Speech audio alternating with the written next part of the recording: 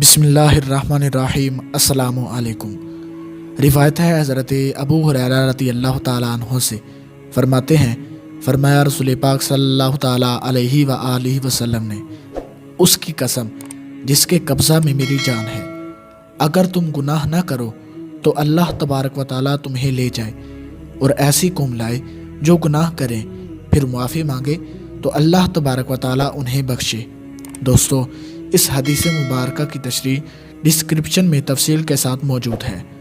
روایت ہے حضرت عائشہ صدیقہ رضی اللہ تعالیٰ عنہا سے، فرماتی ہیں فرمایا رسول پاک صلی اللہ تعالیٰ علیہ وآلہ وسلم نے، بندہ جب اقرار گناہ کر لیتا ہے پھر توبہ کرتا ہے تو اللہ تبارک و تعالیٰ اس کی توبہ قبول فرما لیتا ہے۔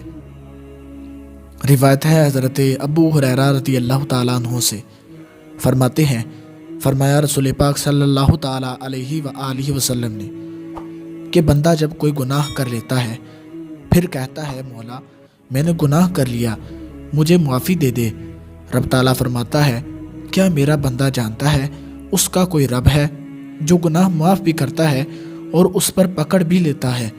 میں نے اپنے بندے کو بخش دیا۔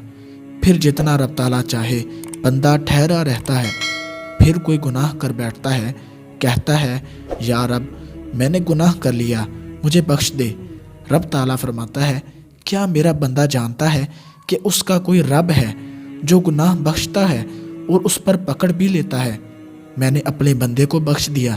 پھر بندہ ٹھہرا رہتا ہے جتنا رب تعالیٰ چاہے، پھر گناہ کر بیٹھتا ہے، عرض کرتا ہے یا مولا میں نے گناہ کر لیا، مجھے معافی دے دے، تو رب تعالیٰ فرماتا ہے کیا میرا بندہ جانتا ہے اس کا کوئی رب ہے جو گناہ بھی بخشتا ہے اور پکڑ بھی لیتا ہے؟ میں نے اپنے بندے کو بخش دیا، جو چاہے کرے۔ دوستو، اس حدیث مبارکہ کی تشریح بھی ڈسکرپشن میں تفصیل کے ساتھ موجود ہے۔